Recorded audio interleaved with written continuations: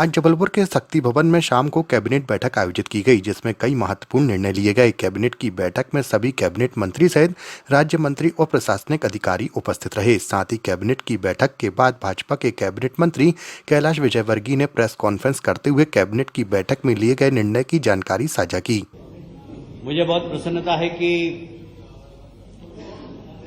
हमारे लोकप्रिय मुख्यमंत्री डॉक्टर मोहन यादव जी के नेतृत्व में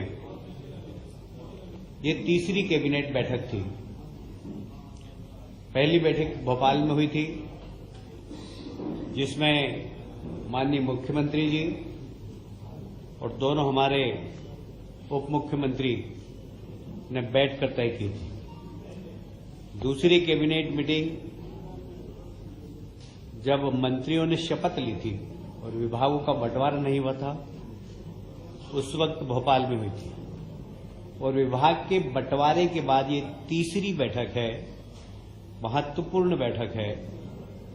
और ये विशेषकर हमारे मुख्यमंत्री जी ने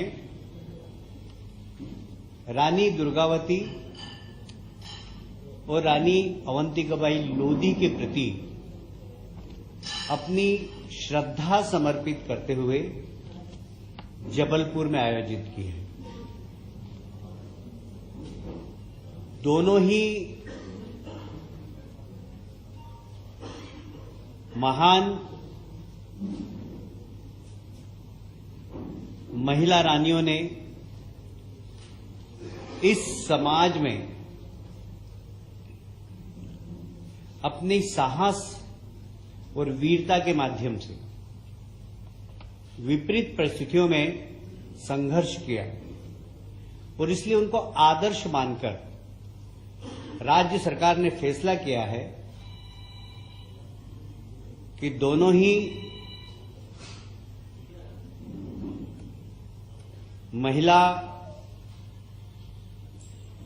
वीर सेनानी के प्रति अपनी आदरांजलि अर्पित करते हुए रानी अवंतिकाबाई लोधी सम्मान हर वर्ष आयोजित किया जाएगा, और रानी दुर्गावती सम्मान ये भी हर वर्ष आयोजित किया जाएगा। समाज के अंदर वे महिलाएं जो विपरीत परिस्थितियों में संघर्ष करके समाज सेवा करती हैं, उनको सम्मानित करने का काम राज्य सरकार करेगी।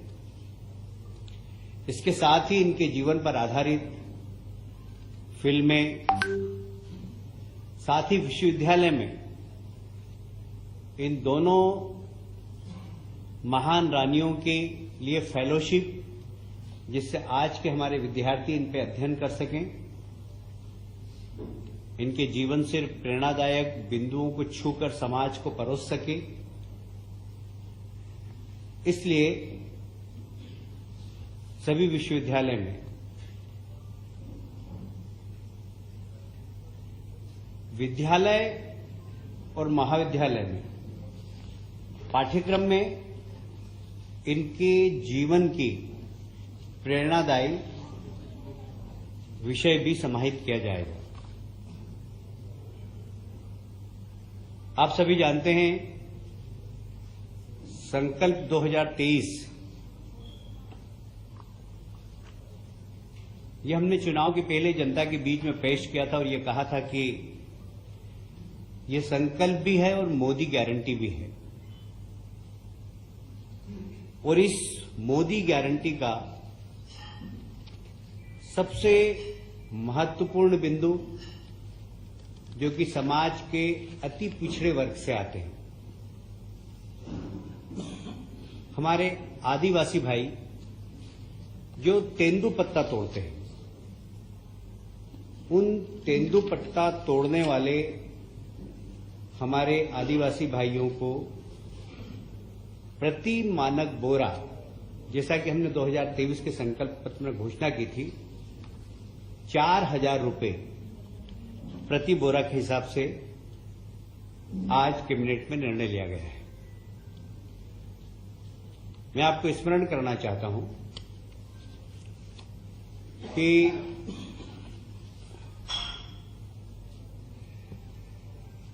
पहले ये 3,000 प्रति मानक बोरा थी, 2013 में 1250 प्रति मानक बोरा थी, हमने इसको बढ़ाकर 3000 की थी और आप अब 4000 कर रहे हैं। इससे राज्य सरकार को लगभग 165 करोड़ रुपए का अतिरिक्त भार होगा। एक और महत्वपूर्ण योजना, आप सभी जानते हैं, हमारे देश के प्रधानमंत्री के आग्रह पर पिछला वर्ष सारी दुनिया ने मिलेट्स वर्ष के रूप में मनाया और हमारे यहां के मिलेट्स को सारी दुनिया में प्रचारित करने का काम हमारे लोकप्रिय प्रधानमंत्री माननीय नरेंद्र मोदी जी ने किया है। मिलेट्स को श्री अन्न की नाम से माननीय प्रधानमंत्री जी ने इसको प्रचारित किया है और इसके लिए भी एक महत्वपूर्ण योजना रानी दुर्गावती श्री अन्न प्रोत्साहन योजना, यह एक बहुत महत्वपूर्ण योजना है। इसमें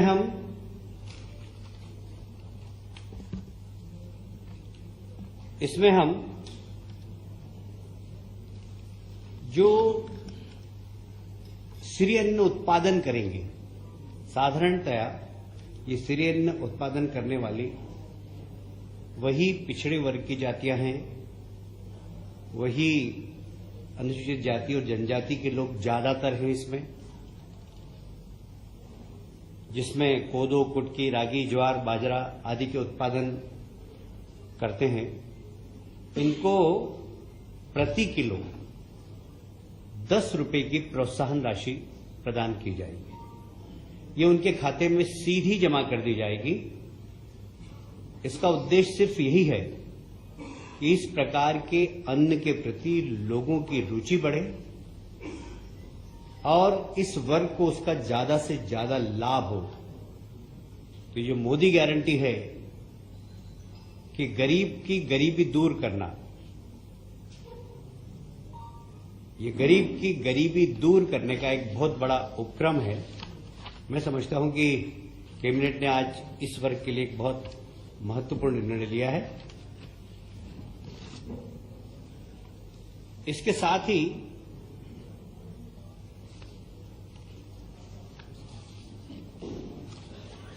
आप जानते हैं कि 2003 में हमारे प्रदेश में जो सिंचाई का रकबा था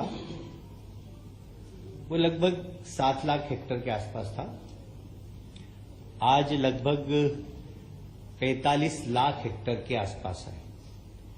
हम इसको आने वाले समय में 65 लाख हेक्टेयर तक ले जाने की कोशिश कर रहे हैं और इसी को ध्यान में रखते हुए आज 32,000 करोड़ की सिंचाई योजनाओं को अनुमति प्रदान की है। सड़क के मामले में भी मुझे याद है 2003 में मैं पीडब्ल्यूडी मिनिस्टर था।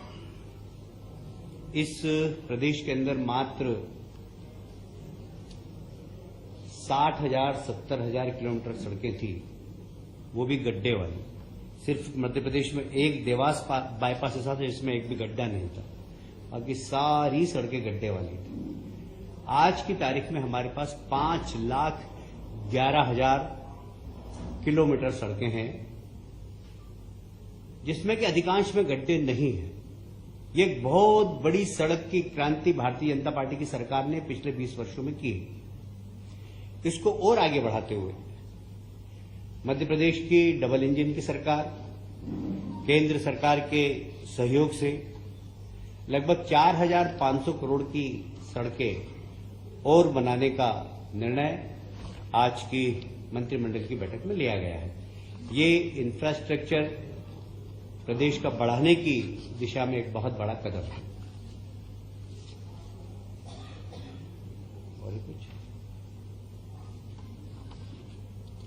आप सभी जानते हैं कि लगभग 100 वर्षों से ग्वालियर में ग्वालियर व्यापार मेला लगता है।